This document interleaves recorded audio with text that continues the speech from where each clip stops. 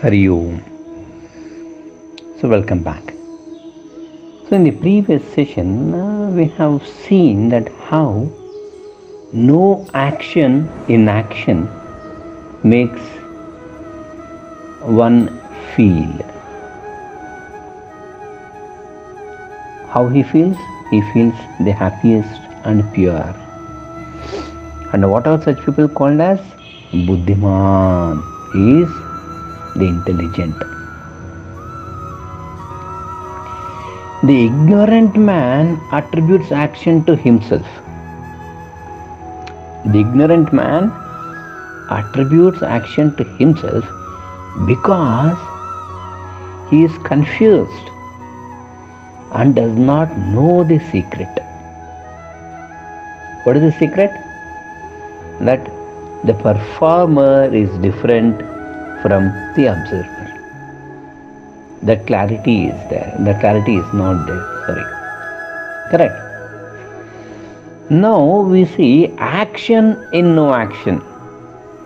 That is all common normal people other than the Gyanis. I and you. What exactly we feel and how exactly we feel is we feel action that we are doing in no action by not doing anything. This is exactly the opposite of the wise men. And these are the idlers who do not do anything, who apparently do not work but are constantly in the state of action. Looks paradoxical and looks contradictory, self-contradictory. Here, the idler or a lazy man in the sense a lazy person, he refuses to do any work. Too weak in bodily performance of action. But they pose as the greatest philosophers and Gyanis. And remember, here their body and sense organs are not engaged in any work, but they are always in the state of action because their minds wander hither and thither. In the sense, they don't have sense control, they don't have indriya nigrahana, but they speak, they think. They think that they have done everything, they think that they are doing things, they think that they want to grow. This reminds me of a small example. A small beggar or a poor man or economically weak, he always morning and night, even afternoon he used to pray God, oh God,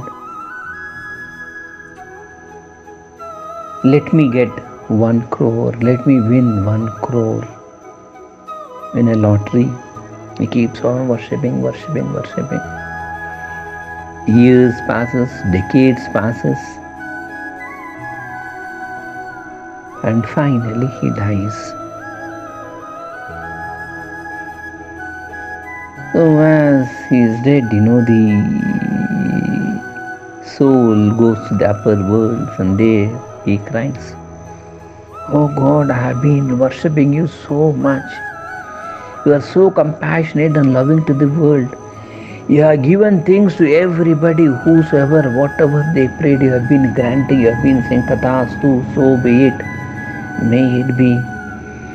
In my case, why did you act like this? You didn't give me. I have been praying for years together. For some people, in a very short period, you have graced them with abundance of your blessings and fulfilling their desires. I just asked only one boon, that is 1 crore of lottery, but you didn't. Why, O God? Why is this towards me? Injustice towards me. You are supposed to be non-partial. Why? We ask. Then the Lord smiles and says, "O son, I have been waiting to grant you a boon of 1 crore lottery. I have been waiting for all the years that you have waited. But you didn't buy a lottery for me to bless. If you had bought one lottery ticket, I would have blessed you with that." So here, what we are supposed to understand is, only when we work in action, God blesses.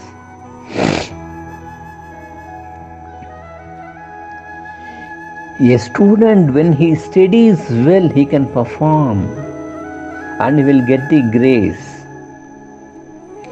Without studying, from where the grace dawns? Think. You sit in the kitchen without turning on the stove, will you get your breakfast?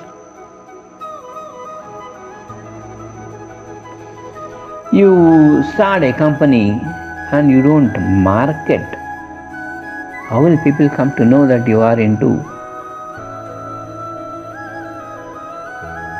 a business or into a service, whatever it is? Just pause for a moment and think. 90% of the people, they fail because not that they don't have the grace of the Lord, they have the grace of the Lord, but therefore their part, one step they haven't taken. You just take one step towards it, 99 steps God comes towards you. This is evident, this is sure. But that one step we have to take. You may say there are so many who have been, blessed, yes. Maybe they are blessed because their samskaras are pura janma, sukrutas, and this to exist. Born is, they are born with a silver spoon, as the saying goes. Right? So here, these lazy people, they are not jnanis and they will not be successful also in the world because they are not taking that first step which they are supposed to take. And they get engulfed in the samsara of birth and death because of the havoc created by the mind and its stuff. If the mind is not in our control, the mind goes hither and thither. And always remember, mind has a very wonderful lawyer with it to justify all its actions. Justifications will not work. You might have 1,001 reasons not to get up early in the morning.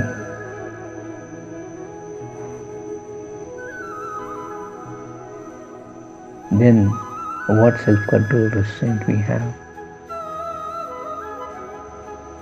Similarly, if you think one reason is enough to do our duty, that I am bound by this, I have to do this.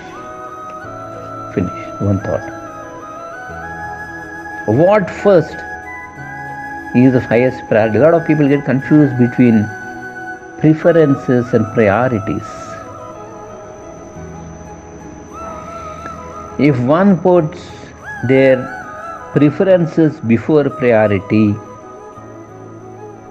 then the mission becomes a failure.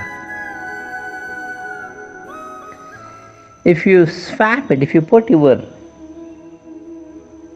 priorities first, then preferences, the secret gets unlocked of success.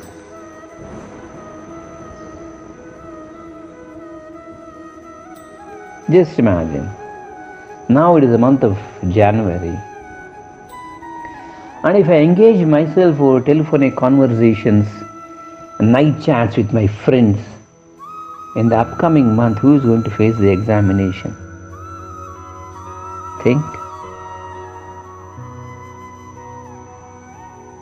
Keep on engaging the mind in unwanted things and feel that I have done, and at the end say I didn't get results. We are the cause, not God. So always remember, a wise man is one who acts but doesn't feel, that doesn't take the credit of action and the results. Other people, they don't act, but they feel that they are acting at the psychological level, at the emotional level. So with this, we conclude today's session. Thanks for being with me. Krishnam Vande Jagat Gurum.